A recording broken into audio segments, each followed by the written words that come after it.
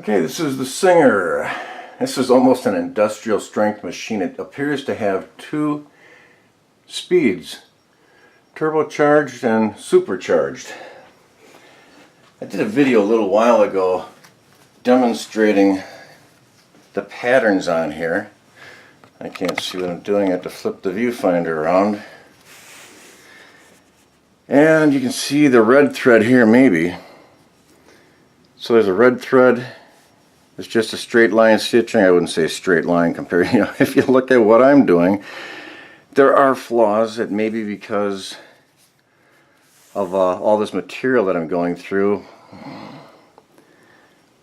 1, 2, 3, 4, 5, looks like six folds on here, so that's quite a bit of material.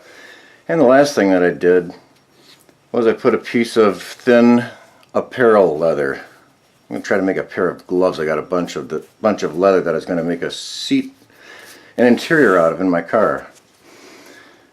So we'll run it through here and you can see just how awesome this machine is. So it's all set up with the same threads that I've been using. And I think we'll start right up here with all this. Start up here with the leather. Clean up some of these nasty stitches. Okay. And I'll see if we can get it under there. Oh, slid right under there. No problemo.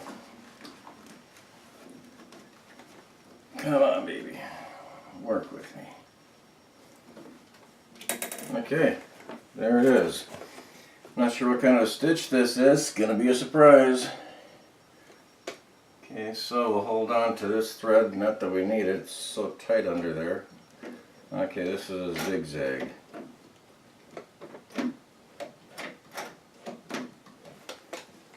Oh, but I do want to make sure I get some blue jean in there.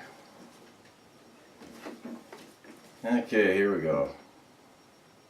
I'm going to try to go somewhat slow. Slow down! This is what I mean by supercharge and turbocharge. My knee is not coordinated enough to do it slowly with ease. It takes the skilled hand of a tailor or a seamstress or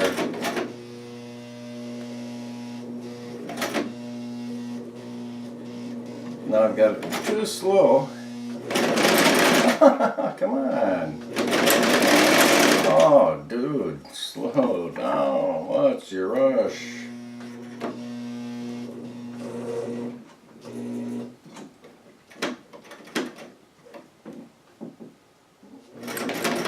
That needle might be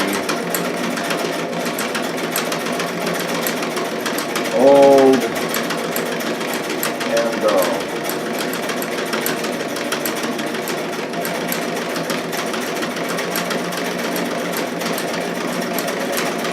Oh, we're doing a fine job, maybe.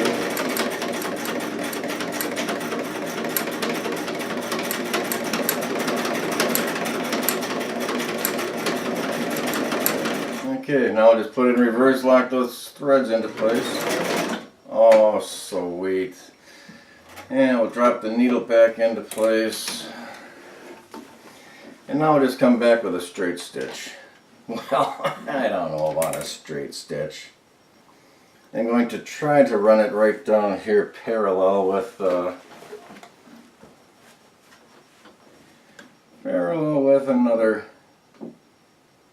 I wonder if I can get all the way over to the edge. Okay, maybe we'll try to aim this a little. No, we'll just keep it where it is.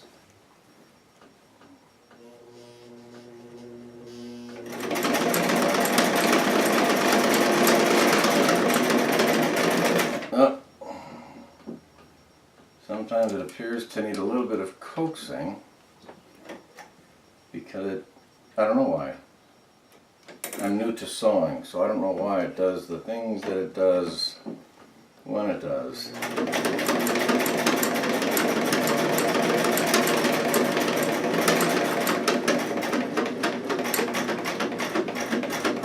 guessing that those bead dogs aren't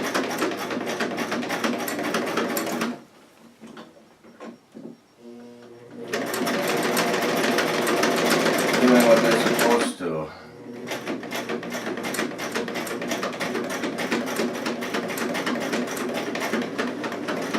So I am helping.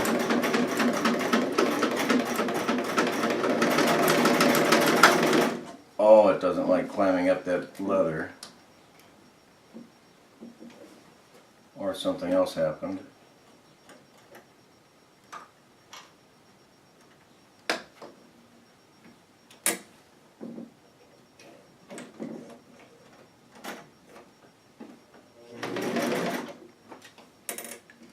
Down.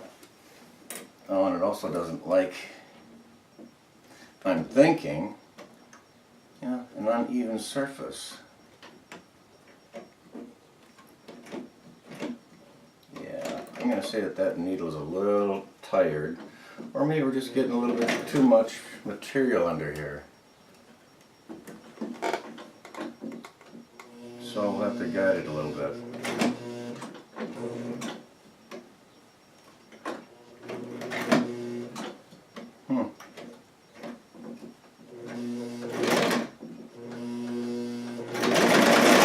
Oh my goodness. Oh, that's why I was going off on an angle. Okay. Oh no, I didn't put the foot down. I didn't put my foot down. That might be it. That's certainly part of the problem. Now we probably have a bird's nest under there. Shucks.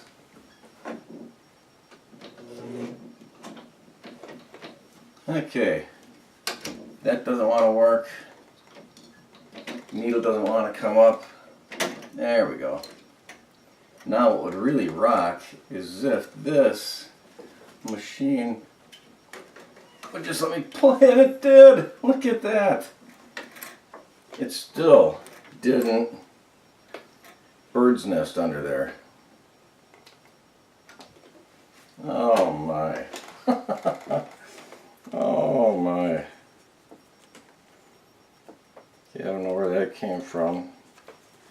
Hope that, oh, that's, those are some old threads.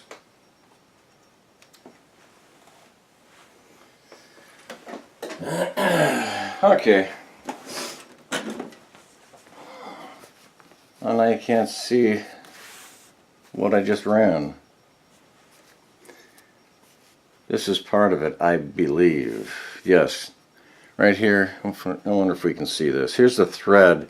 When I was trying to make the transition, it didn't transition very well.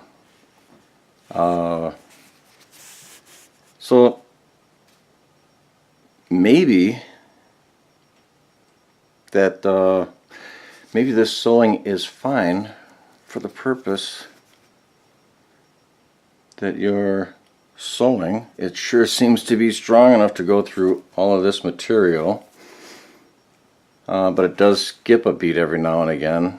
I don't know why that is, because I don't know how to sew yet. So anyway, this is going on YouTube now.